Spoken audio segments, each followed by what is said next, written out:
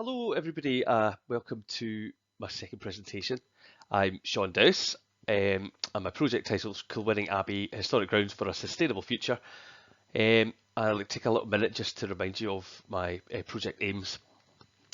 So, Kilwinning Abbey is a ruined 12th century monastery. Within the grounds is a local parish church, historic burial grounds, and freestanding clock tower. And that operates as a heritage museum at weekends over the summer months. It's definitely the most historically valuable site in Kilwinning. The ruins are one of the most important medieval buildings on the west coast of Scotland. The church and hall are a central part of the community, and the Heritage Centre brings thousands of visitors to North Ayrshire every year. Also, the churchyard contains stories of ancestors who have local and international significance.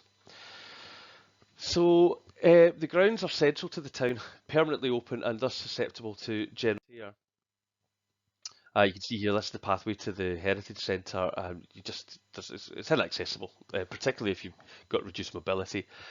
Line of sight's obscured, lighting's poor in the evenings, and the little pockets of darkness that exist because of the bad lighting in the evenings enables antisocial behaviour to go on unchecked.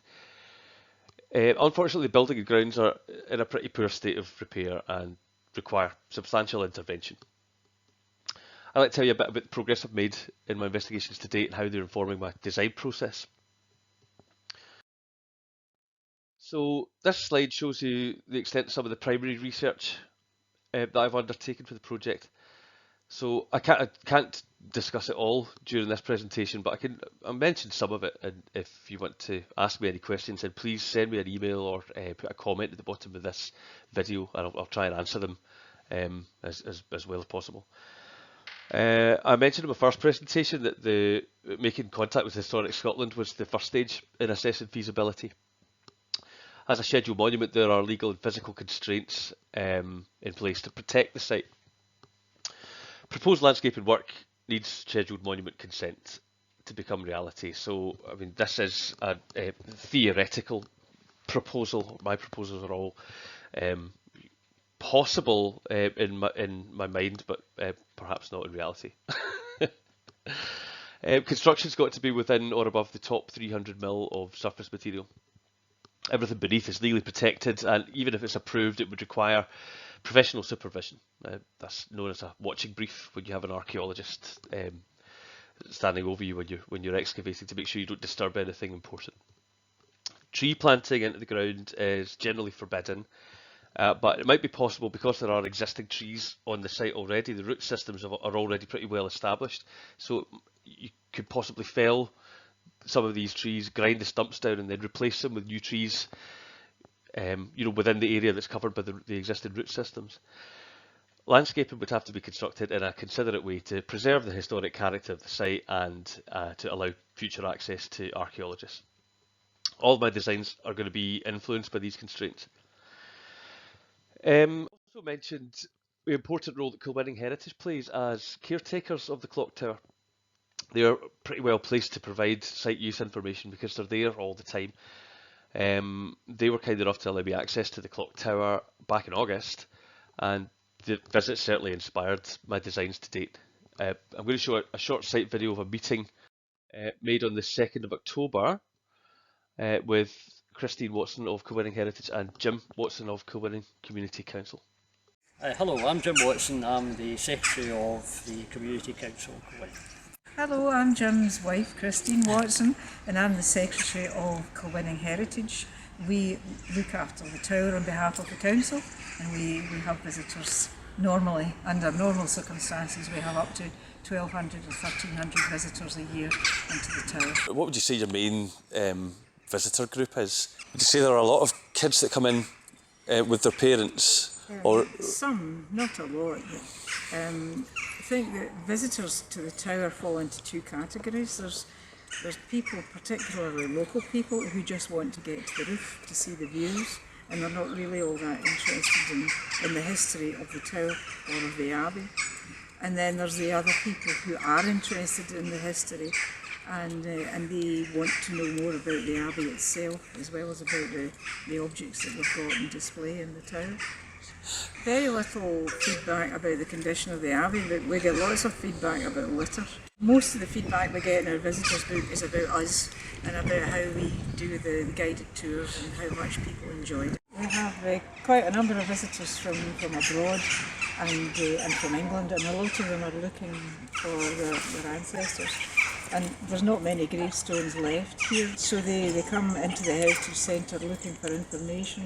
We're able to help sometimes because we have a map of where the graves are, so we can at least find family names.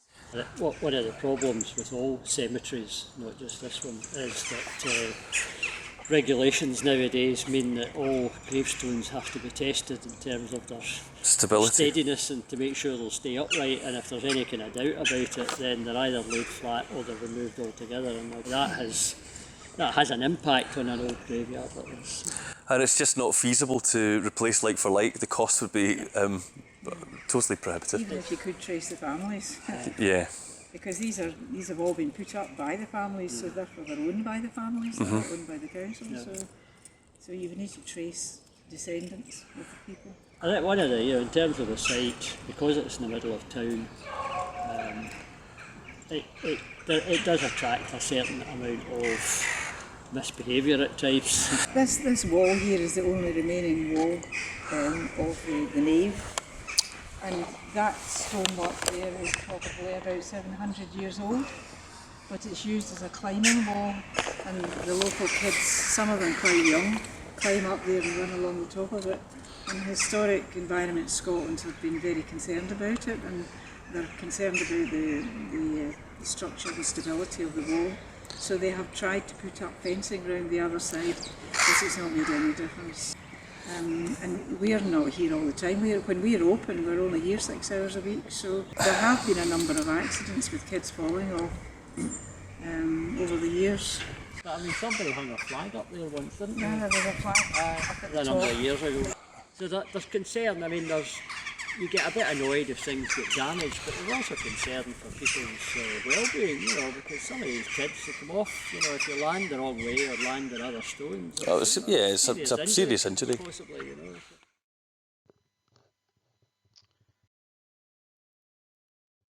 Okay, so the churchyard is perhaps the most challenging area of the site in terms of the level of neglect and the sensitivity of the subject. I was lucky enough to receive a personal message from a lady who'd recently tracked down her ancestor in the churchyard, which further emphasises the emotive nature of my landscape proposals. This person communicated the difficulty with parking and the feeling that she had when she found the memorial stone, was able to place her hand on the fabric of the stone itself and pretty much directly connect with an ancestor. So it's really important, I think, that the people that are in this churchyard are remembered, and people that are searching for them are able to connect with them in that way, that tangible way. My supervisor recommended that I get in touch with Dr. Susan Buckham. And she's a churchyard conservation consultant with Edinburgh World Heritage. She's been really supportive and alerted me to other community graveyard restoration projects that show it's both feasible and achievable to restore a place like this. And speaking with Susan has definitely changed my approach to developing this part of the site, improved my understanding of it. I've begun to create an inventory of all the memorial stones that exist, in whatever condition they're in, and to note down the type of material that they're made from and their locations. I'm looking forward to playing an active part in the restoration of this churchyard. I think that'll be a fantastic community project. Okay, Facebook group. Yeah, so with restrictions on public meetings over the winter months, I created a private Facebook group to try and find ways of assessing public opinion and openness to change. So this was launched on the 9th of October and promoted across local groups, community groups, over an 8-week period. The group grew quickly and stabilised at 160 members. At the end of the 8-week period, I launched an evaluation survey to assess the effectiveness of the group. I'm quite happy to go into more detail about the group at the end of my presentation. If you've got any questions, please put them in the comments section. But by far the most popular post showed images of littering and community litter picking across the site. You can see the little picture in the bottom left corner, and that's the fantastic work of a local resident who likes to keep on top of the Abbey herself and with her family. Community policing, yes. So this drawing that I made was inspired by meetings with the community police and Kilwinning Community Council at the site on the 2nd of October, along with feedback from study group members. It kind of shows the main pedestrian routes into and around the site, and little orange squares that you can see on the drawing are litter hotspots. So meeting with the police was useful. They explained that antisocial behaviour generally is of quite a low level in the site. I mean, there are obviously instances of vandalism, but generally it's a pretty low level. They do still recommend installation of CCTV at a couple of different locations outside of the site, looking over and into the site during construction if there's any landscaping work going on in there. I would certainly try to push for that to be a permanent fixture. The Community Council provided information on wider town planning proposals made during pedestrianisation in 2008, so we also discussed that. The connectivity between the Abbey and the wider town, and the importance of additional parking. A possible site for this has been identified to the southeast of the map at the old Buffs football ground. Okay, so this is a three-dimensional model based on the survey that was provided by Historic Environment Scotland. I've been using the software program SketchUp to create a 3D model of the site. Building an accurately dimensioned model is quite an important stage in the design process because it gives you an opportunity to experiment with the scale and configuration of new landscape features. You can see pretty much exactly what it's going to look like in the context of the Abbey. Where there's key features of upstanding remains missing, I created models based on William Galloway's detailed survey of 1878. His report's a really important one. It's the first detailed study of the site. And these photographs make comparisons between his fantastic ink drawings and photographs which I took of the ruins as they are just now. So they highlight how the stonework suffered from environmental erosion over the last 150 years and highlight a need for intervention to protect them. Galloway's drawings play such an important part in the history of the Abbey as they represent the first real scientific intervention aimed at preserving and protecting the site. His drawings were so diligent that I've been able to use them to create detailed parts of the model using SketchUp. So I've got a little animation here showing you one of Galloway's ink drawings mapped onto the 3D model. I'm probably going to style my final presentation at the end of the dissertation on these ink drawings made by Galloway. Plan to express my designs to the public using an augmented reality app which users activate on a mobile device while standing in the location of the site itself. I'm just going to bring this up again. This is the amount of primary research that I've done for the project to date, and I would encourage you, if you've got any questions, to again put them in the comments section at the bottom of this video. I do hope to upload a lot of the information to the WordPress site that I've got. I'm just going to show you the address of that just now. Yeah, okay, so www.kilwinningabbey.wordpress.com. If you go there, you should be able to find a lot of the information on the primary research that I've been conducting for this investigation. Finally, I just want to have another little, give you some sort of insight into the design proposals that I'm coming up with. So essentially, I'm splitting the site up into 3 different areas.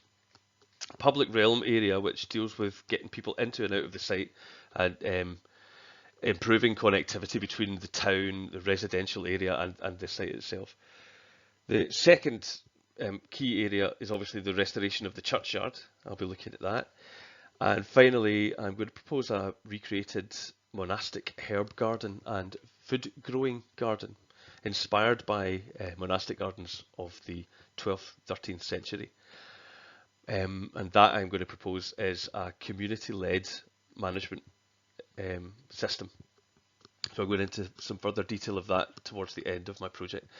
But hopefully that should give you a little bit of an insight as to what I'm planning just now. Please do send me in your questions. I'd love to answer them.